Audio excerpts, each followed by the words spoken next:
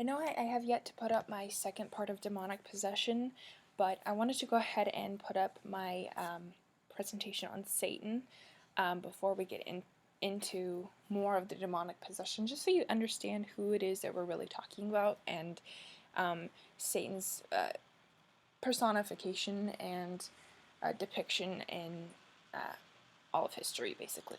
So, there's a very important distinction that I'd like to start off with, and that is the distinction between Satan and Lucifer. They are not interchangeable. For my purposes, I will be referring to Satan or the devil, but again, not interchangeable with Lucifer. Satan refers to the eternal state of being the prince of hell. Lucifer is his that's what they called him when he was an angel. So when I refer to Lucifer, I'm referring to his angelic state, not when he's considered prince of hell. That is Satan. So, with that being said, let's just go into a basic definition of Satan, Abrahamic or Christian and Catholic. Satan is considered an entity that, simply put, seduces humans into sin. He is most commonly depicted as a fallen angel, or a jinn, who has rebelled against God. Now let's look at Judaism. Satan is seen as an agent who is subservient to Yahweh, typically regarded as a metaphor for Yetzer Hara, or an evil inclination. Now let's go to Islam. In the Quran, Shaitan, also known as Iblis, who, if you remember, I referred to him briefly during my presentation about Daibuk, which are the reincarnated spirits of people who did not go to heaven or hell.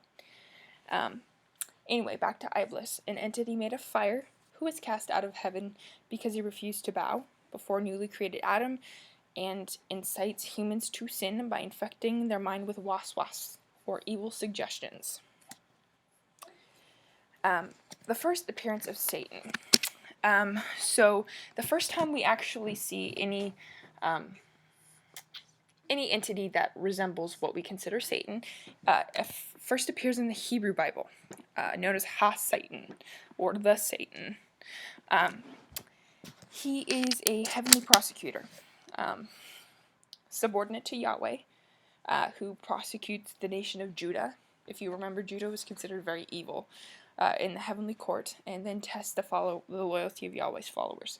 So not quite the enemy of God, more like his executioner, judge, jury, and executioner. The best way I can think of describing this in modern terms is, if you ever heard the song "The Vengeful One" by Disturbed, it's a good song, you should go listen to it. I'm the hand of God, I'm the dark Messiah. That's lyrics from the song. That's the best way to describe the original Satan. There are a lot of books that have been published that have been excluded from the modern Bible. Satan makes a lot of appearances, most notably in the original unpublished biblical book, the Book of Jubilees, in which Yahweh, God, grants the Satan, referred to as Mastema, authority over a group of fallen angels and their offspring, to tempt humans to sin and then to punish them.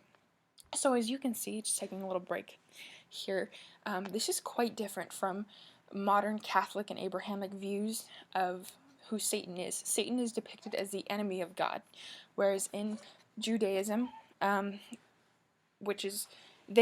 Judaism they do reference these biblical books.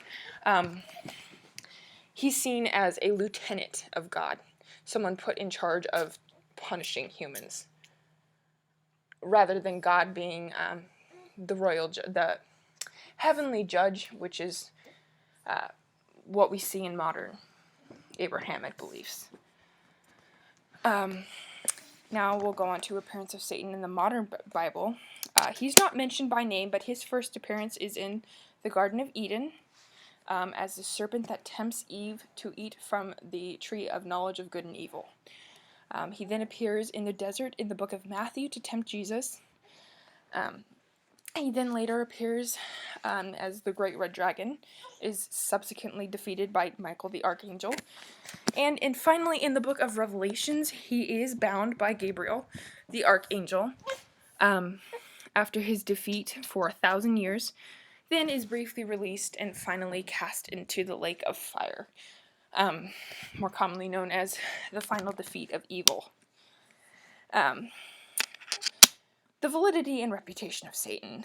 In the Middle Ages, Satan was not very prevalent in Christian theology. In fact, Satan was often used as comic relief. And during the early modern period, Satan's significance greatly increased as hysteria rose about demonic possession and witchcraft. Let's think to Puritan times. Satan was the belief that he was God's enemy and the source of evil rather than the punisher became a lot more prevalent. And although Satan is generally viewed as evil, some groups obviously have very different beliefs, like theistic Satanism. Satan is considered a deity who is worshipped or revered. Okay, physical description of Satan.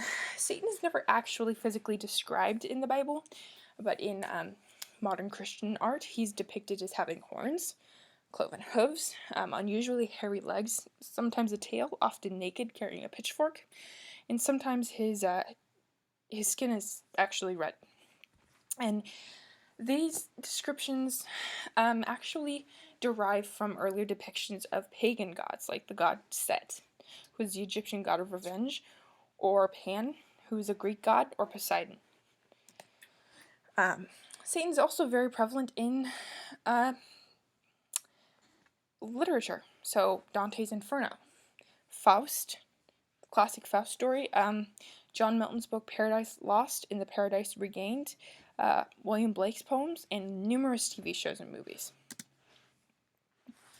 Now this is going to be kind of a doozy. The etymology of the word Satan, specifically from the Hebrew Bible. The Hebrew term Satan is a very generic noun, which means accuser or adversary, and is derived from earlier verb meaning to obstruct and oppose. Now, a lot of people assume with modern Christian beliefs that this means Satan is the adversary of God. But if you take the literal definition of what the Hebrew Bible depicts Satan as, it actually makes him the adversary of humans, because he's considered God's lieutenant, the great punisher, sent to tempt and destroy humans.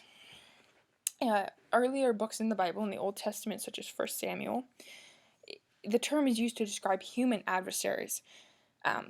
It isn't later until in Job and in Zechariah that it describes an actual supernatural entity. Satan is used as a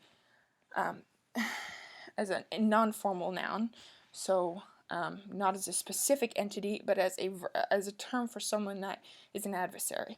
Like, that man over there, he's my Satan. I mean, obviously it would sound a little bit different in Hebrew, but that's pretty much the gist of how that word was used. It was often accompanied with the definite article ha, Satan, referring to the specific heavenly accuser, because that literally means the Satan. The word without the article is used 10 times, 9 of which, when translated into English, are an adversary. The other time it means an accuser. The word does not appear in the book of Genesis and does not appear in the Bible until the book of Numbers, when the angel of Yahweh descends to confront Balaam and his talking donkey. Again, the word Satan wasn't used very much, and often it was implied, though. For example, in the books of 1 Samuel, the author equated the sons of Eli, whom he called the sons of Belial, to a Satan. Satan finally shows up prominently in the book of Job, this time in a dialogue with Yahweh, pleading with Yahweh to let him torture Job. And if you've never read the book of Job, that man was put through hell, essentially. His whole family was murdered. He lost all of his money, all of his wealth, all of his crops. He was severely plagued by injury and sickness. But the moral of the story is he never gave up believing in God. But the Hebrew Bible depicts his torture as not only allowed by God, but encouraged. He then shows up in the book of Zechariah, in which he is represented as a prosecutor in the court of Judah. Sorry, 1 second. My son's a little fussy. Come here, buddy. He just wanted to join the party. So yeah, like I was saying, Satan shows up in the book of Zechariah, again as a prosecutor in the court of Judah.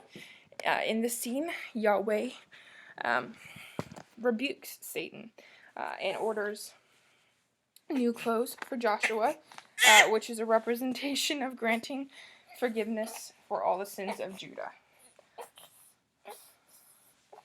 You okay, buddy?